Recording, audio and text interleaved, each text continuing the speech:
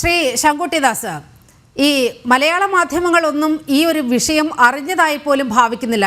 കാരണം കഴിഞ്ഞ 3-4 ദിവസമായി ഇങ്ങനെ ഈ പശ്ചിമ ബംഗാൾ നമ്മുടെ രാജ്യത്തിൻ്റെ ഭാഗമാണെന്നും അവിടെ ഇത്തരത്തിൽ വലിയ തോതിൽ കലാപം നടക്കുന്നു, അവിടെ ഒരു ഹൈന്ദവ വിഭാഗം മുഴുവൻ, കുടുംബങ്ങൾ മുഴുവൻ അവിടെ നിന്ന് പലായനം ചെയ്യപ്പെടുന്നു എന്ന വാർത്തകൾ വരുമ്പോഴും ഒരു മാധ്യമവും ഇത്തരത്തിലൊരു വാർത്ത നൽകാൻ തയ്യാറാകുന്നില്ല. ഈ ബംഗ്ലാദേശ് ഹൈന്ദവ കൂട്ടക്കൊല നടന്ന സമയത്ത് പോലും നമ്മൾ ഇത് കണ്ടതാണ്. എന്താണ് നമ്മളുടെ മാധ്യമങ്ങൾ ഇതൊക്കെ അവഗണിക്കുന്നതിൻ്റെ ഒരു കാരണം? തീർച്ചയായിട്ടും അത് ഇവിടുത്തെ ഹിന്ദു സമാജത്തിന്റെ ഒരു ദൗർബല്യമായി തന്നെയാണ് ഞാൻ കണക്കാക്കുന്നത്. കാരണം ഇത് കാണാൻ ആളുകളുണ്ടെങ്കിൽ ഈ മാധ്യമങ്ങൾക്കെല്ലാം ഏതെങ്കിലും തരത്തിലുള്ള ഐഡിയോളജിക്കൽ ആയിട്ടുള്ള ഒരു നിലപാടുള്ളതായിട്ടോ ഒരു പ്രത്യയശാസ്ത്രപരമായിട്ടുള്ള ഒരു പക്ഷം ഉള്ളതായിട്ടോ ഒന്നും എനിക്ക് തോന്നിയിട്ടില്ല. അവർ കേവലം PR വേണ്ടി അല്ലെങ്കിൽ എന്താണ് ആളുകളുടെ കാഴ്ചക്കാർക്ക് വേണ്ടി, പരസ്യത്തിന് വേണ്ടിയിട്ട്, മാർക്കറ്റിങ്ങിന് വേണ്ടി മാത്രം വാർത്തകൾ ചെയ്യുന്ന ആളുകളാണ്. ഒരു പ്രത്യേക വിഭാഗത്തിന് സന്തോഷകരമായിട്ടുള്ള വാർത്തകൾ ചെയ്താൽ അവർക്ക് കൂടുതൽ ലാഭം കിട്ടുമെന്നും ഒരു വിഭാഗത്തിന്റെ പ്രശ്നങ്ങൾ അവതരിപ്പിച്ചാൽ അത് കാണാൻ ആരും ഉണ്ടാവില്ല എന്നും ഗൗനിക്കുന്നവരില്ല എന്നും ഉള്ളൊരു തിരിച്ചറിവാണല്ലോ ഇവരുടെ വിവേചനപരമായിട്ടുള്ള സമീപനത്തിന്റെ കാരണം. മാധ്യമങ്ങൾ അതിന്റെ ഒരു പക്ഷത്ത് മാത്രം നിൽക്കുകയാണ്. നിങ്ങൾ നോക്കൂ, കേരളത്തിന്റെ പൊതു രാഷ്ട്രീയ സമൂഹം ഈ വിഷയത്തോട് എങ്ങനെയാണ് പ്രതികരിച്ച്? ഇന്ന് ഡൽഹിയിലുള്ള പള്ളികളില് കുരുത്തോല പെരുന്നാളുമായി ബന്ധപ്പെട്ട് കുരുത്തോല മാർച്ച് നടത്താൻ സാധിക്കാത്തതിനെ പറ്റിയിട്ട് പിണറായി വിജയൻ സംസ്ഥാന മുഖ്യമന്ത്രി ഫേസ്ബുക്ക് പോസ്റ്റ് എഴുതിയിട്ടുണ്ട്. അവിടെയുള്ള ഡൽഹി പോലീസ് സുരക്ഷാ കാരണങ്ങളാൽ ഹനുമാൻ ജയന്തി ആഘോഷങ്ങൾക്കും അതേപോലെ തന്നെ കുരുത്തോല പെരുന്നാൾ ആഘോഷങ്ങൾക്കും ഒരുപോലെയാണ് അനുമതി നിഷേധിച്ചത്. പള്ളികളിൽ തന്നെ ആഘോഷിക്കാൻ ആവശ്യപ്പെടുകയാണ് ചെയ്തത്. അതുമായി ബന്ധപ്പെട്ട് ഞങ്ങൾക്ക് ഈ കാര്യത്തിൽ യാതൊരു പരാതിയില്ല. അത് സുരക്ഷാ കാരണങ്ങൾ കൊണ്ടാണ് ഈ പറയുന്ന മാർച്ച് വേണ്ടെന്ന് വെച്ചതെന്ന് പറഞ്ഞ് ഡൽഹിയിലെ ആർച്ച് ബിഷപ്പ് തന്നെ ആ കാര്യത്തിൽ ക്ലാരിഫിക്കേഷൻ ഇറക്കിയിട്ടുണ്ട്. അങ്ങനെ ഇരിക്കുമ്പോൾ അതിനൊരു വിവാദ വിഷയമാക്കാൻ വേണ്ടി, ഹിന്ദു ക്രിസ്ത്യൻ സംഘർഷം ഉണ്ടാക്കാൻ വേണ്ടിയിട്ട് ആ കാര്യത്തിന്റെ പേരിൽ ഡൽഹിയിലെ പള്ളിക്ക് കുരുത്തോല എഴുന്നള്ളത്ത് നടത്താൻ പറ്റിയില്ല എന്ന് പറഞ്ഞിട്ട് പിണറായി വിജയൻ ഇവിടെ പോസ്റ്റ് ഇട്ടു. അതേ സമയത്ത് ഒരു ജില്ല മുഴുവൻ കലാപത്തിൽ വെന്തുരുകിക്കൊണ്ടിരിക്കുമ്പോൾ 3 മനുഷ്യർ മരിച്ചു കഴിഞ്ഞു, 10ഓളം ക്ഷേത്രങ്ങൾ തകർക്കപ്പെട്ടു കഴിഞ്ഞു, എത്രയോ ഹിന്ദു ഭവനങ്ങൾ തകർക്കപ്പെട്ടു കഴിഞ്ഞു, 500ഓളം മനുഷ്യർ ജില്ല വിട്ട് പലായനം ചെയ്തുകൊണ്ടിരിക്കുകയാണ്. ഒരാഴ്ച ബംഗ്ലാദേശ് നിന്ന് കത്തുകയാണ്. ആ കാര്യത്തെ പറ്റിയിട്ട് അവർക്ക് പറയണമെന്ന് തോന്നുന്നേ ഇല്ല. അവരുടെ സെൻസിറ്റിവിറ്റി അവിടെ നിൽക്കുന്നേ ഇല്ല. ഒരു വിഭാഗത്തിന്റെ പ്രശ്നങ്ങൾ, വേദനകൾ, അവരുടെ അതിജീവന സംഘർഷം അതൊന്നും ഒരു പ്രശ്നമേ അല്ലാതാവുന്നു. നേരെ തിരിച്ച് മറ്റു ചില സ്ഥലങ്ങളിൽ നടക്കുന്ന വളരെ ചെറിയ കാര്യങ്ങൾ പോലും. ഇപ്പൊ മധ്യപ്രദേശില് സുവിശേഷ പ്രവർത്തകരും ബജരംഗി സേനക്കാരും തമ്മിൽ ഉന്തും തള്ളും ഉണ്ടായി കഴിഞ്ഞാൽ ഒരു കാഷ്വാലിറ്റി ഇല്ല, ഒരു പോലീസ് കേസ് പോലും ഇല്ല, ആരെങ്കിലും ഹോസ്പിറ്റലൈസ്ഡ് ആയിട്ടില്ല. പ്രാദേശികമായി നടന്നിട്ടുള്ള 2 വിഭാഗങ്ങൾ തമ്മിലുള്ള സംഘർഷം, ഉത്തരവാദികൾ ആരാണെങ്കിലും അവർക്കെതിരെ പിന്നീട് യുക്തമായിട്ടുള്ള നിയമ നടപടികൾ ഉണ്ടാവട്ടെ. പക്ഷെ ആ കാര്യം പറഞ്ഞുകൊണ്ട് ഇവിടെ കേരളത്തിൽ 3-4 ദിവസം ചാനൽ ചർച്ചകൾ നടത്തിയിട്ടുണ്ട്.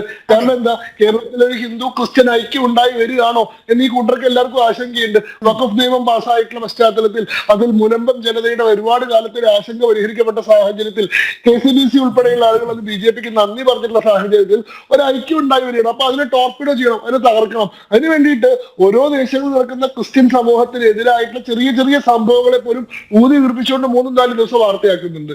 ഇവര് മണിപ്പൂർ സംഭവം ഇപ്പോഴും നിരന്തരമായിട്ട് ചർച്ചകളിൽ പറഞ്ഞുകൊണ്ടിരിക്കുന്നുണ്ട്. മണിപ്പൂർ സംഭവം പറയുന്നത് എന്തിനാ? മണിപ്പൂരിൽ 2 ഗോത്രങ്ങൾ തമ്മിൽ നടന്നിട്ടുള്ള സംഘർഷമാണ്. മണിപ്പൂരിൽ നടന്നിട്ടുള്ള ഹിന്ദു ക്രിസ്ത്യൻ സംഘർഷമല്ല. കുക്കി എന്നും മെയ്ത്തി എന്നും പറയുന്ന 2 ഗോത്രങ്ങൾ തമ്മിൽ നൂറ്റാണ്ടുകളായി നിലനിൽക്കുന്ന കുടിപ്പകയുടെയും ഗോത്രവൈര്യത്തിന്റെയും ഭാഗമായി നടന്നിട്ടുള്ള സംഘർഷങ്ങൾ 10 വർഷം മുൻപ്, 20 വർഷം മുമ്പ് ഒക്കെ നടന്നിട്ടുണ്ട്. അങ്ങനെയുള്ള ഒരു സംഘർഷം എടുത്തുകൊണ്ട് ഇത് BJPയുടെ സർക്കാരിന്റെ നേതൃത്വത്തിൽ ഹിന്ദുത്വ ഭീകരവാദികൾ ക്രിസ്ത്യാനികൾക്കെതിരെ നടത്തിയിട്ടുള്ള ആക്രമണമാണ് എന്ന് പറഞ്ഞുകൊണ്ട് എത്രയോ കാലം ചർച്ച നടത്തിയിട്ടുള്ള ആളുകളാണ്. എന്നാൽ ആ ഒരു ഡയമെൻഷനിലോ ആ ഒരു തരത്തിലോ ബംഗാളിൽ നിന്നുള്ള എത്ര വാർത്തകൾ നമ്മൾ ചർച്ച ചെയ്തിട്ടുണ്ട്. ഒന്ന് ആലോചിച്ച് നോക്കും. ബംഗാളില് മമതാ ബാനർജിയുടെ സർക്കാർ 2021 അധികാരം ഏറ്റപ്പോൾ സംഭവിച്ചത് എന്താന്ന് വെച്ചാൽ BJPക്ക് വോട്ട് ചെയ്തിട്ടുള്ള ജനവിഭാഗങ്ങൾക്ക് നേരെ മുഴുവൻ റാമ്പന്റ് ആയിട്ടുള്ള അറ്റാക്കുകൾ ഉണ്ടായി എന്നുള്ളതാണ്. BJPക്ക് വോട്ട് ചെയ്തെന്ന് സംശയിക്കപ്പെടുന്ന ആളുകളുടെ വീടുകൾ പോലും ആക്രമിക്കപ്പെടുന്ന സാഹചര്യം ഉണ്ടായി. സ്ത്രീകൾ പരസ്യമായി ബലാത്സംഗം ചെയ്യപ്പെടുന്ന സാഹചര്യം ഉണ്ടായി. TMCയുടെ ഗുണ്ടകൾ ഇറങ്ങിയിട്ട് ഹിന്ദു സ്ത്രീകളെ പിടിച്ചുകൊണ്ടുപോയി ബലാത്സംഗം ചെയ്യുന്ന സാഹചര്യം ഉണ്ടായി. കൽക്കത്ത ഹൈക്കോടതിക്ക് മുന്നിലും അതേപോലെ തന്നെ ഡൽഹിയിലെ സുപ്രീം കോടതിക്ക് മുമ്പിലും batch of petitions, volley of petitions സമർപ്പിക്കപ്പെടുന്ന സാഹചര്യം ഉണ്ടായി. ആ സാഹചര്യത്തിൽ ഇവിടുത്തെ ഒരു ചാനലിലേക്ക് വിളിച്ചിട്ട് ഇവിടുത്തെ ഒരു സാധാരണ ഹിന്ദു എന്തുകൊണ്ടാണ് നിങ്ങളുടെ ചാനല് ഈ വിഷയത്തിൽ ചർച്ച നടത്താത്തതെന്ന് ചോദിച്ചപ്പോ ബംഗാളിലെ സംഖ്യകൾ തല്ലുകൊണ്ട് ചാവുന്നതിനെ പറ്റി വാർത്ത കൊടുക്കാൻ ഞങ്ങൾക്ക് സമയമില്ല എന്നാണ് ആ ചാനലിലെ മാധ്യമപ്രവർത്തകർ പറഞ്ഞത്.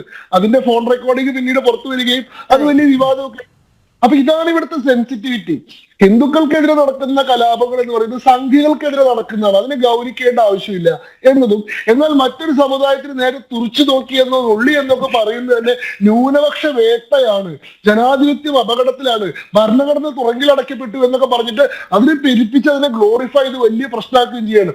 അതുകൊണ്ടാണ് ഇവിടെ മുഖ്യമന്ത്രി വരെ ഫേസ്ബുക്ക് പോസ്റ്റ് ഇടുന്നത് കുരുത്തോലയ്ക്ക് വേണ്ടിയിട്ട്, കുരുത്തോല പെരുന്നാളിന് വേണ്ടിയിട്ട് മുഖ്യമന്ത്രി പോസ്റ്റ് ഇടുന്നു. എന്നാൽ ഈ മുഖ്യമന്ത്രിയുടെ പാർട്ടി 34 വർഷം തുടർച്ചയായിട്ട് ഭരിച്ചിട്ടുള്ള ബംഗാളിൽ രൂക്ഷമായിട്ടുള്ള കലാപം ഒരാഴ്ചയായി നടക്കുന്നതുമായി ബന്ധപ്പെട്ട് അയാൾക്കൊന്നും പറയാനില്ല എന്ന് പറയുമ്പോൾ ഈ പ്രതിപക്ഷ പാർട്ടികൾക്ക് ആർക്കും ഒന്നും പറയാനില്ല.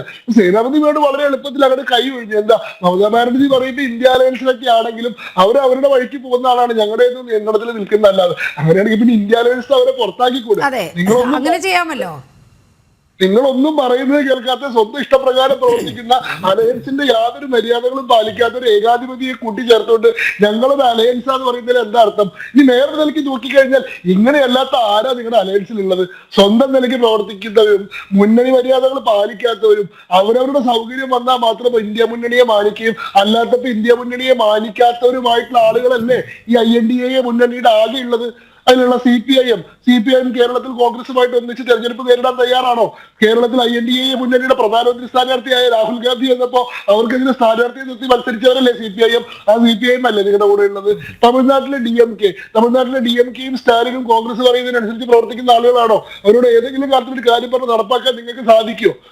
ഇനി പോട്ടെ, ബീഹാറിലുള്ള ലാലു പ്രസാദ് യാദവ്, അതല്ലെങ്കിൽ ഏത് സംസ്ഥാനത്ത് ഏത് നേതാവിനെ എടുത്തോളൂ, സ്വന്തം കാര്യത്തിന് വേണ്ടി മാത്രം നിൽക്കുന്ന, തനിക്ക് പ്രധാനമന്ത്രി ആവണമെന്നുള്ള ആഗ്രഹം കൊണ്ട് മാത്രം ഈ മുന്നണിയിൽ വന്നിട്ടുള്ള BJP വിരുദ്ധത എന്നൊരു ഒറ്റ ആദർശത്തിന് കീഴിൽ മാത്രം സംഘടിപ്പിച്ചിട്ടുള്ള സ്വാർത്ഥരായിട്ടുള്ള സ്ഥാനമോഹികളായിട്ടുള്ള അവസരവാദികളായിട്ടുള്ള ആളുകളുടെ ഒരു ആൾക്കൂട്ടമാണ് യഥാർത്ഥത്തിൽ ഈ INDA മുന്നണി.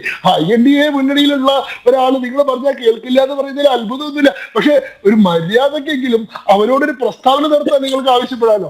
INDA മുന്നണിയുടെ ഒരു സംയുക്ത യോഗം സംഘടിപ്പിച്ചുകൊണ്ട് ബംഗാളിൽ നടക്കുന്ന ഹിന്ദു വിരുദ്ധ അതിക്രമത്തെ ഞങ്ങൾ അപലപിക്കുന്നു, ആ കാര്യത്തിൽ ഹിന്ദുക്കളുടെ ജീവനും സ്വത്തും സംരക്ഷിക്കാൻ വേണ്ടതായിട്ടുള്ള നടപടികൾ ബംഗാൾ മുഖ്യമന്ത്രിയായിട്ടുള്ള തൃണമൂൽ കോൺഗ്രസ് സർക്കാരും മമതാ ബാനർജിയും സ്വീകരിക്കുമെന്ന് ഞങ്ങൾ പ്രതീക്ഷിക്കുന്നു എന്നൊരു പ്രസ്താവന നടത്താൻ നിങ്ങൾക്ക് സാധിക്കുമോ? നിങ്ങൾക്ക് സാധിക്കില്ല. കാരണം നിങ്ങളുടെ പ്രയോറിറ്റി അല്ല അത്.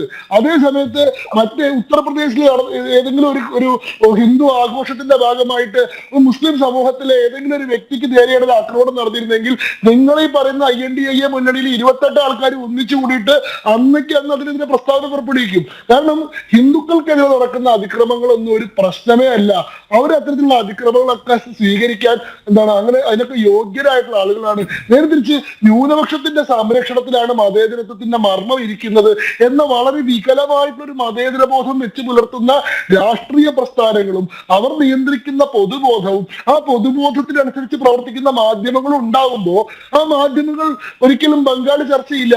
അവർക്ക് ഇന്ന് ചർച്ച എന്തായിരിക്കും? അവർക്ക് CPM-ഉം CPI-യും തമ്മിലുള്ള സംഘർഷമായിരിക്കും. CPM-ഉം CPI-യും തമ്മിൽ വലിയ സംഘർഷത്തിലാണ്. പിണറായി വിജയനെ നോക്കിയിട്ട് ബിനോയ് വിശ്വം മീശ കറപ്പിച്ചു, പിണറായി വിജയൻ ബിനോയ് വിശ്വത്തിനെതിരെ ആഞ്ഞടിച്ചു. ഇതൊക്കെയാണ് ഒരാളെയും ബാധിക്കാത്ത, ഒരു ഗ്രൗണ്ട് റെലവൻസും ഇല്ലാത്ത വിഷയങ്ങളാണ്.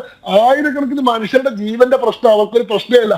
കാരണം അവര് ഈ പറയുന്ന പ്രശ്നങ്ങൾ അഡ്രസ് ചെയ്യിക്കാൻ പാകത്തിലുള്ള ഒരു ശക്തിയായിട്ട് ഇവിടുത്തെ ഹിന്ദു സമൂഹം മാറിയിട്ടില്ല.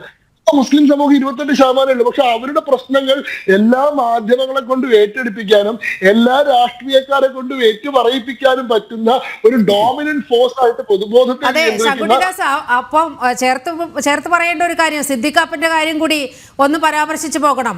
അവിടെ പോലീസ് വന്ന് ഒരു എൻക്വയറി നടത്തി എന്നതിന്റെ പേരിൽ ഇന്നത്തെ മുഖ്യധാര മാധ്യമങ്ങളിൽ അടക്കം എത്ര വലിയ വാർത്തയാണ് വന്നത്.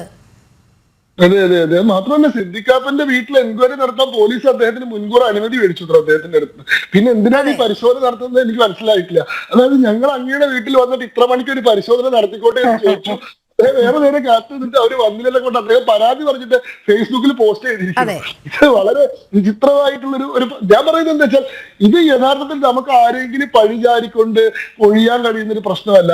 ഇതിന് ആന്തരിക ദൗർബല്യത്തിന്റെ പ്രശ്നമാണ്. ഒരു സമാജം എന്ന രീതിയിൽ സംഘടിക്കാൻ കഴിയാത്തതിന്റെ, അവകാശങ്ങൾ ചോദിച്ചു മേടിക്കാൻ കഴിയാത്തതിന്റെ, അവനവന്റെ വേദനകൾക്ക് മറുപടി പറയിക്കാൻ കഴിയാത്തതിന്റെ, അവനവന്റെ പ്രശ്നങ്ങൾ മുഖ്യധാരയിൽ ഉയർത്തി കാണിക്കാൻ കഴിയാത്തതിന്റെ, ഒരു സമാജം എന്നുള്ള രീതിയിലുള്ള സ്വത്ത് സ്വത്വബോധം പുലർത്താതെ നാം ഒരു അന്തസ്സുള്ള ആത്മാഭിമാനമുള്ള ഒരു സമൂഹമാണെന്ന ബോധമില്ലാതെ നമ്മളെല്ലാവരും ഒരു എന്താണ് മതേതര സ്വപ്നത്തിനുള്ളിൽ മയങ്ങിക്കിടക്കുന്നതിന്റെ പരിണിത ഫലമാണ് നമ്മൾ അനുഭവിച്ചുകൊണ്ടിരിക്കുന്നത്. അതായത് മതേതരത്വം എന്ന് പറഞ്ഞാൽ അത് ഹിന്ദുവിന്റെ മാത്രം ബാധ്യതയായി മാറുന്ന കാലമാണ്.